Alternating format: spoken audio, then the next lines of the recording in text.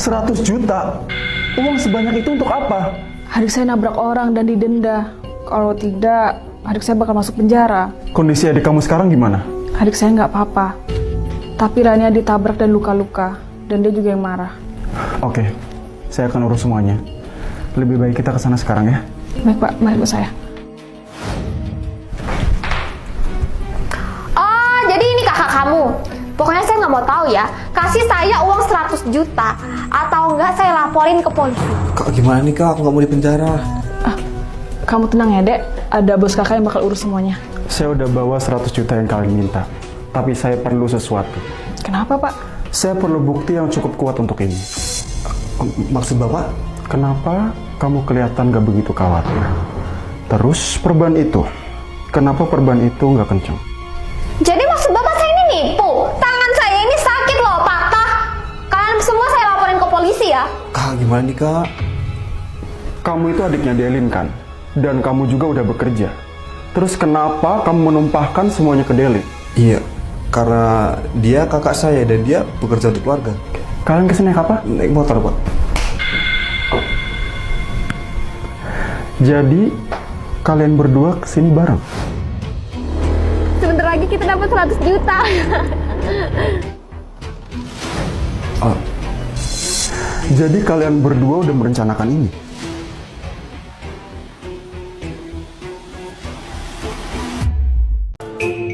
Ih, main nyosor aja. Cowok gaji loh. Apaan sih Ram? Denger ya, cinta itu nggak memandang fisik. Udah yuk yang kita tinggalin aja. Orang kayak gini pikir. Kak. Ih, ini jadi penasaran deh. Sultan atau apa sih cowok tuh? Udah deh, tak selidikin aja. Oh my god, ganteng banget sih, my ayang bub. Najis, edan. Oh iya, ini kan kita lagi ngerayain anniversary yang ke 1 bulan. Gimana kalau kamu buka helm kamu? Aku tuh pengen lihat wajah ganteng kamu. kalau aku jelek gimana? Nanti kamu tinggalin. Ih, no lah. Aku tuh I love you so much, I need you. Aduh, pokoknya kamu tuh nggak bakal pernah hilang dari pikiranku, sayang. Ya udah deh aku buka.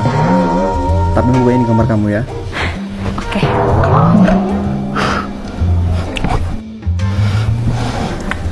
Gak bisa dibiarin. Kalau 2 orang, yang ketiganya itu setan.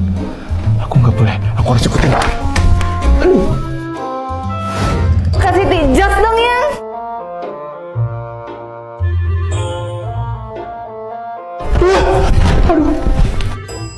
Usir dia yang.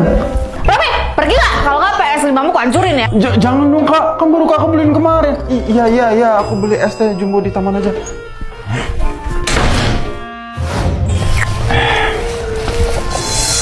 Jeng, bener nggak sih berita dokter abu-abu itu? Kalau itu sih aku kurang tahu ya. Tapi kamu tahu nggak sih, di kampung kita sekarang sudah nggak aman. Viral loh ini. Betul kali lah ya. Rame-rame apaan tuh? Samperin ah. Bun, lagi ngomong apaan sih? Ini loh ada buron. Iya, dia itu suka mutilengsong cewek sampai 500 biji. Potong sama dia tuh. 500 biji? Lebih banyak dari drama Cina. Kayak mana sih orangnya, kayak mana? Tahu rupanya. Keker sih. Tapi dia tuh selalu pakai helm gitu loh. Bentar ya, tak bukain. Buju buset. Itu mah foto pacar kakak aku, Bun. Kita bikin perhitungan kedua ya. OTW. Let's go.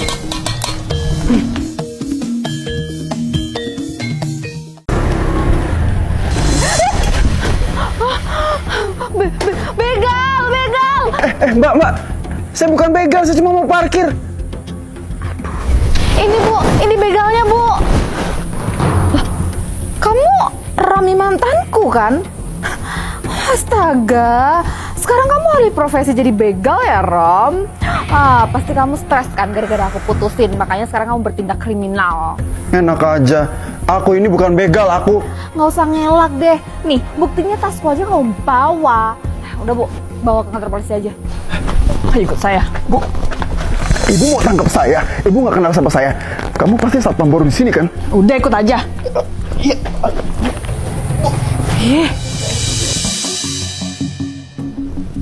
Kamu tunggu di sini. Saya telepon polisi dan lapor ke manajer. Astaga Romi. Aku nggak nyangka loh setelah sekian lama kita nggak ketemu, sekali ketemu malah keadaannya kayak gini. Kamu udah jadi begal. Aku kan udah bilang kalau aku itu bukan begal. Lagian kamu ngapain sih di sini? Ya kerja lah, ngapain lagi? Secara pacar aku itu manajer di kantor ini. Jadi sebentar lagi aku bakal diangkat jadi SPV.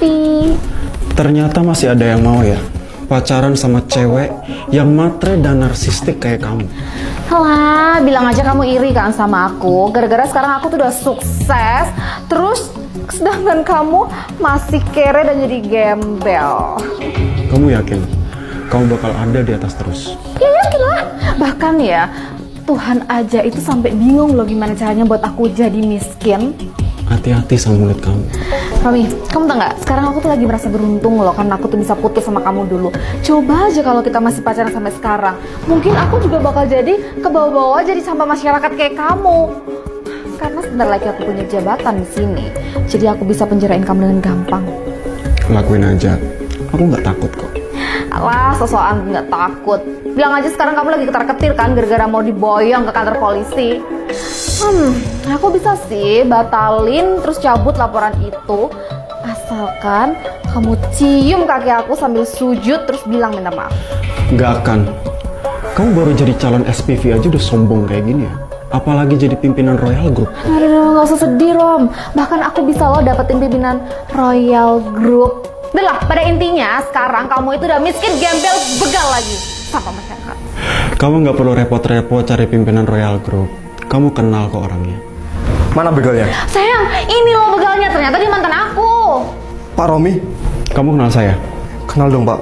Bapak kan CEO Royal Group. Romi, CEO. Ngasal kamu ya. Ini tuh mantan aku yang super duper miskin maksimal itu loh. Nggak mungkin dia jadi CEO. Lagi pula CEO mana yang bawa motor. Mika, jangan asal ngomong ya kamu. Pak Romi ini anak motor. Jadi wajar beliau kemana-mana naik motor. Kamu apain Pak Romi sampai diketek gini? Pak Ade maafin saya, Pak. Soalnya cewek ini bilang dibegal, jadi saya tangkap. Kamu ini gimana sih?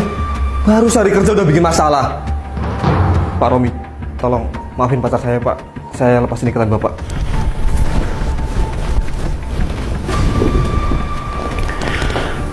Saya ada hadiah buat kamu. Saya bakal kasih kamu SP2 dan saya turunin jabatan kamu jadi staf biasa. Karena kamu sudah pakai jabatan kamu untuk nepotisme. Dan satu lagi, karena pacar kamu sudah menghina dan memfitnah saya.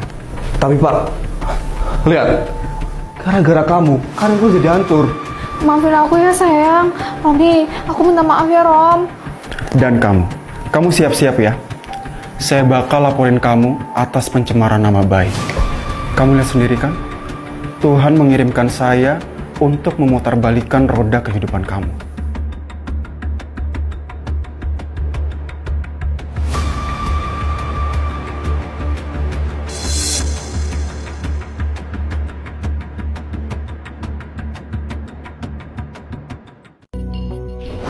Selamat pagi Pak. Ini laporan bulan ini ya Pak. Semuanya aman terkendali, tidak ada masalah sedikit pun. Loh, kok data-datanya nggak sinkron ya? Oke, makasih ya. Kita lanjut ya Pak. Bu Mika, saya mau tanya Bu, kenapa ya data yang Ibu kasih ke Pak Arya tadi nggak sinkron? Kamu tuh anak baru ya, nggak sopan nanya kayak gitu. Itu bukan urusan kamu. Saya cuma nggak mau Bu, perusahaan kita ini rugi. Kalau kamu emang orang pinter, harusnya kamu tuh diem aja. Karena di perusahaan ini, yang bisa berbicara itu bukan kebenaran, tapi siapa yang punya kuasa.